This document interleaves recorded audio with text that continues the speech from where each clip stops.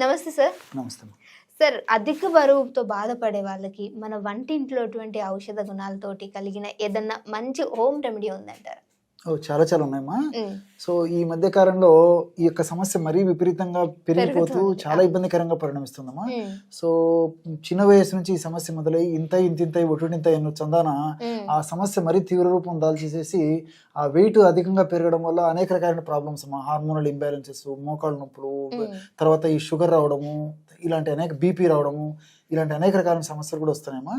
So మంచి remedy, so చాలా అద్భుతంగా పనిచేసేటువంటి ఒక రెమెడీ మన ప్రేక్షకుల కోసం చెప్తానమ్మా. తప్పకుండా సో సార్. దానికి తయారీకి కావాల్సిన పదార్థాలు కూడా మూడు పదార్థాలమ్మా.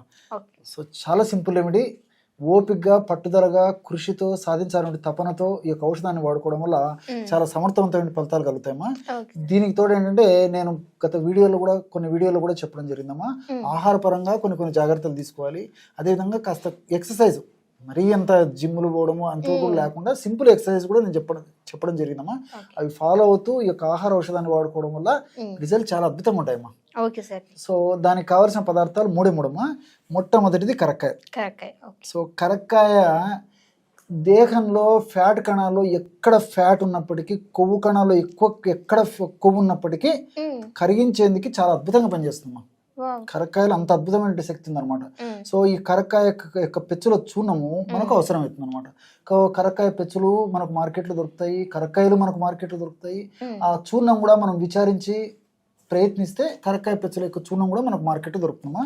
లేకపోతే మనమే స్వయంగా తయారు చేసుకోవాలమ్మా. కరక్కాయలు దంచేసేసి విత్తనాలు తీసేసి పైన పెచ్చులను 2 రోజులు ఎండబెట్టేసేసి పొడి చేయడం వల్ల ఇలాగ తయారైపోతుంది. కరక్కాయ పెచ్చుల యొక్క చూర్ణం కావాలి. రెండవ పదార్థంగా పసుపు అమ్మా. పసుపు కొమ్మలు దంచి తయారు చేసుకున్న చూర్ణము. మూడవ పదార్థంగా మిరియాల యొక్క చూర్ణం. ఈ యొక్క 3 పదార్థాలు కలిపి ఔషధంగా తయారు చేసుకున్నట్లయితే ఈ దేహంలో నేను ఇంతకుముందే చెప్పినట్లు కొవ్వు కణాల్లో కొవ్వు ఎక్కడ ఎక్కువగా సంచితమైనప్పటికీ ఆ కొవ్వు చాలా త్వరగా సమర్థవంతంగా కలిగేందుకు అవకాశం ఏర్పడుతుందమ్మా. ఆ ఔషధాన్ని ఎలా తయారు చేసుకుని వాడుకోవాలో కూడా చూపిస్తానమ్మా. సో ఈ 3 పదార్థాలు ఎలాగా ఏ రేషియోలో కలుపుకోవాలంటే మొట్టమొదట కరక్కాయ పెచ్చుల యొక్క చూర్ణం అమ్మా. కరక్కాయ పెచ్చుల యొక్క చూర్ణాన్ని ఒక 100 గ్రాములు తీసుకోవాలమ్మా. సో ఔషధం తయారు చేసి చూపించేందుకు ఇక్కడ కొద్దిగా మాత్రమే కలపడం జరుగుతుందమ్మా. మన ప్రేక్షకులు ఈ యొక్క ఔషధాన్ని వాడదలిచినటువంటి వాళ్ళందరూ కూడా 100 గ్రాములు కరక్కాయ చూర్ణం ఈ విధంగా కలుపుకోవాలి ఏమా. రెండవది వచ్చేసి పసుపు చూర్ణం. పసుపు చూర్ణాన్ని ఒక 25 గ్రాములు కలుపుకోవాలమ్మా. సో 100 గ్రాములు కరక్కాయ చూర్ణం అయితే పసుపు చూర్ణం ఒక 25 గ్రాములు కలుపుకుంటే సరిపోతుంది.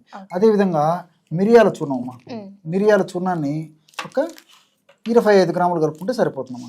సో కరక్కాయ చూర్ణము ఎక్కువ తీసుకోవాలి, ఒక పసుపు చూర్ణము తర్వాత యొక్క మిరియాల చూర్ణాన్ని తక్కువ తీసుకుంటే సరిపోతుందమ్మా.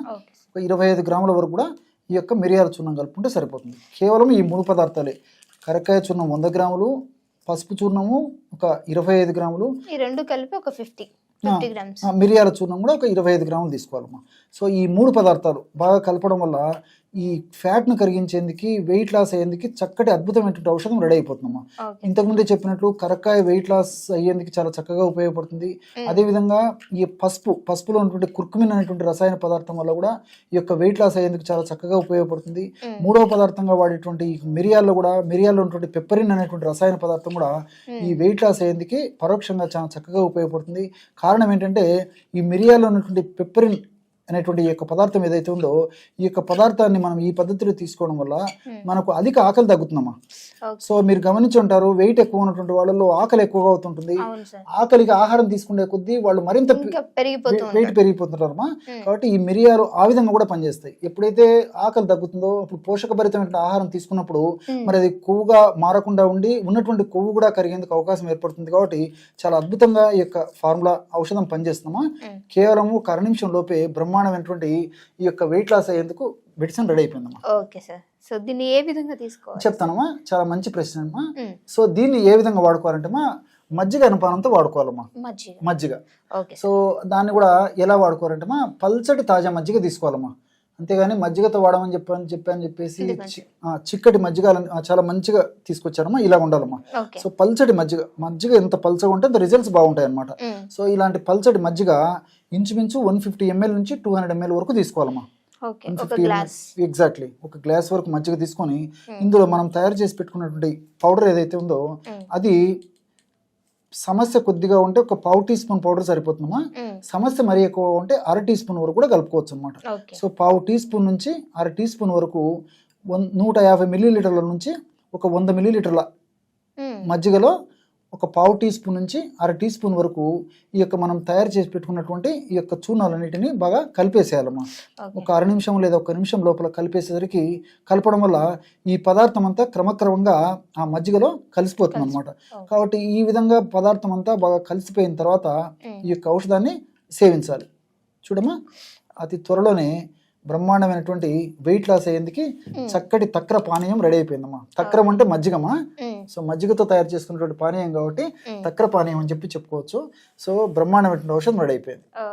సో ఈ విధంగా తయారు చేసుకున్నటువంటి మజ్జిగని ఆహారం తర్వాతమా, ఆహారానికి ముందైనా వాడుకోవచ్చు, ఆహారం తర్వాత అయినా వాడుకోవచ్చు. ఆహారానికి ముందైతే ఒక 15 నిమిషాల ముందు, ఆహారం తర్వాత అయితే ఒక 15 నిమిషాల తర్వాత ఈ పద్ధతిలో మజ్జిగ సేవించాలమ్మా. సో రోజు 2 సార్లు ఈ యొక్క పద్ధతిలో ఔషధాన్ని సేవిస్తూ, మరి ఔషధం మనం తయారు చేసి పెట్టుకున్న చూర్ణం అయిపోయిన తర్వాత మళ్ళీ ఫ్రెష్గా తయారు చేసుకుని వాడుకుంటే సరిపోతుందమ్మా. ఈ విధంగా క్రమం తప్పకుండా వాడుకోవడం వల్ల చాలా సమర్థవంతమైన ఫలితాలు త్వరగా కలిగేందుకు అవకాశం ఏర్పడుతుందమ్మా. Thank you so much sir. చూసారు కదా, మీరు కూడా అధిక బరువుతో బాధపడే వాళ్ళు, సో మనం మజ్జిగలో ఒక చిన్న 3 ఇంగ్రీడియంట్స్ మన ఇంట్లో దొరికేటువంటి వాటితోటి కలుపుకొని తాగటం వల్ల బరువు అనేది తగ్గే అవకాశం చాలా మేరకు ఉంది. సో మీకు ఒకవేళ నచ్చినట్లయితే ట్రై చేయండి, ఈ వీడియోని అందరికీ షేర్ చేయండి. సో మీకు ఇంకేమైనా ప్రాబ్లమ్స్ ఉన్నట్లయితే దాని కింద కామెంట్ చేస్తే అవి కూడా చేయడానికి మేము ట్రై చేస్తాము. తప్పకుండా మీ రిజల్ట్ అనేది మాత్రం కామెంట్ చేయడం మర్చిపోకండి. So and thank you so much. And ఇంకో వీడియోతో మళ్ళీ మీ అందరి ముందుకు వస్తాం. అప్పటి వరకు చూస్తూనే ఉండండి our channel. Thank you sir.